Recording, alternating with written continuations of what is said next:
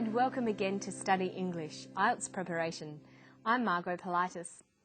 Today we're going to look at classification, how things are sorted into classes or groups.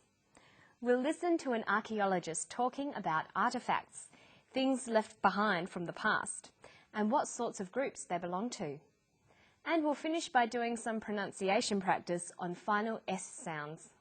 Well, these are all artefacts from the cesspits at Castleton Place, and there's a real assortment of different types. Some of the artefacts we've got relate to, the leisure time activity, the pastimes that people might have had. There are some gaming tokens. This is a lead disc with a horse figurine on it as well. It would have been used as some sort of betting token. The dice there, the bone dice as well. There's a couple of dominoes. One's made out of bone, one we think's made out of slate. Some of the other pieces, we've got a lead rifle that would have been a part of a child's toy soldier set. Yeah, these bones, again, from the cesspits at Castleton, and quite clearly it's been cut. These aren't natural breaks at all. Right. These are what we refer to as butchering marks. So we're not just learning what sort of animals were being eaten at Castleton, we're also learning about the cuts of meat that were being provided, whether it's been done locally by the individual house owners or whether they're going to a local butcher. I think the artefacts from Castleton Place and the other results of the archaeological process are important because they give us a really rare insight into the way Melbourne operated in its early years. The speaker, Jeremy Smith, is discussing the artefacts he's found in Melbourne. Let's look at how he classifies or sorts out these artefacts for us. First, the opening statement tells us what is being classified. This is an orientation. Then the things are classified according to certain criteria. They're put into groups. Finally, at the end of the classification, there's a summary or a comment on the groups and their significance. Let's listen to Jeremy's opening statement or orientation. Well, these are all artefacts from the cesspits at Castleton Place, and there's a real assortment of different types. So the topic of this classification is the artefacts from Castleton Place. We are told that there is a real assortment of different types. From this opening statement, we would expect the rest of the passage to be about the different types of artefacts found there. And that's exactly what's given. Listen to how the first type is introduced. Some of the artefacts we've got relate to, the leisure time activity, the pastimes that people might have had. The first category is of artefacts relating to leisure time activity or pastimes. This is the first group or class of the classification. To make this clearer to the reader or listener, he could have used signals to show this was the first category. He could have said, firstly, we have artefacts that relate to leisure time activities. What's the next group? Some of the other pieces, we've got a lead rifle that would have been a part of a child's toy soldier set. So the second category is children's toys. Again, he could have introduced this by saying second or secondly. Secondly, we have children's toys. And what about the third or final category? Yeah, these bones, again, from the cesspits at Castleton, and quite clearly it's been cut. The third category is to do with bones, evidence of what people ate. So thirdly, we have bones. So after describing the different classes or groups, Jeremy summarises by saying why the artefacts are important.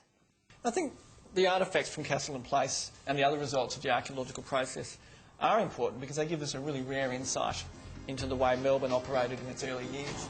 This is a summary statement. He finishes by giving a comment on the importance of the classification. Here he is saying the artefacts are important because of the rare insights they give us. They show what life was like in Melbourne many years ago. Okay, and now to something completely different, the pronunciation of the letter S at the end of words. But first, let's look at when you'll find an S on the end of words. Well, firstly, there's the natural S. Some words always end with an S. Secondly, the letter S is added to plural nouns. Thirdly, it's added to third-person singular verbs in the present tense. And finally, it's added to the possessive pronoun it and possessive nouns. Okay, so there are lots of times when you'll see an S on the end of words. For words where it's added on, it has 3 different pronunciations. Let's classify them. The first pronunciation of the final S is is. It's pronounced this way after sounds such as s, z, sh, ch and j. Listen for an example in the passage. Some of the other pieces, we've got a lead rifle that would have been a part of a child's toy soldier set. Did you hear it? The example was pieces. Pieces. The S on the end is pronounced z because it followed an S sound. Other examples are buzzes, wishes, churches, judges. The second way S is pronounced at the end of a word is s. It's pronounced this way after voiceless consonants. P, t, k, f and th. Some examples from the text are artifacts, types, breaks, marks and cuts.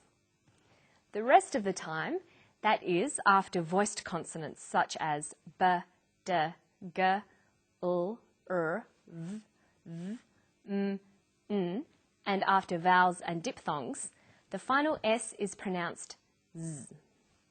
Examples from the text are theirs, pastimes, tokens, dominoes, child's, bones, animals, years.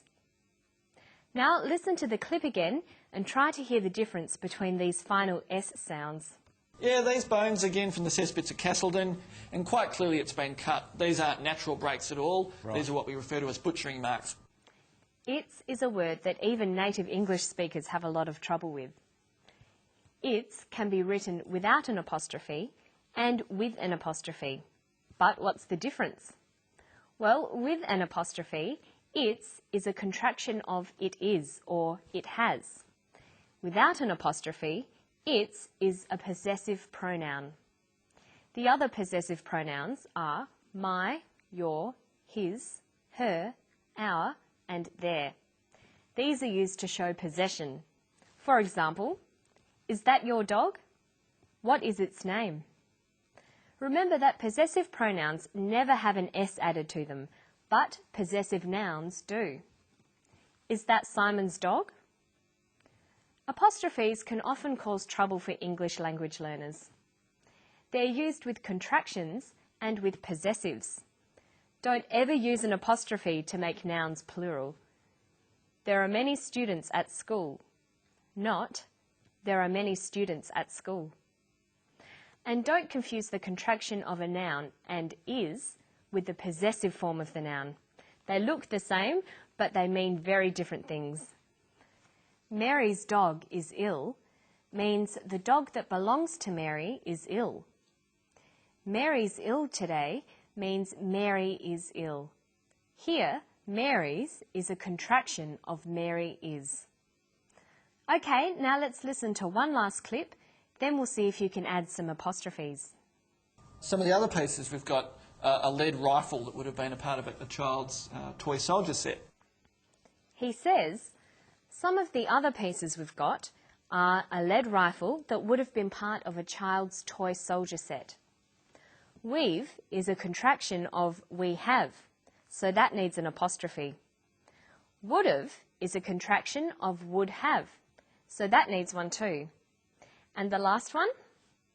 A child's toy soldier set. The toy soldier set belongs to the child. It's a possessive S, so that needs an apostrophe too. And don't forget to practice your pronunciation and punctuation at home whenever you can. You'll get the hang of it quickly, I'm sure. And thanks for joining me for Study English, IELTS preparation. Bye-bye.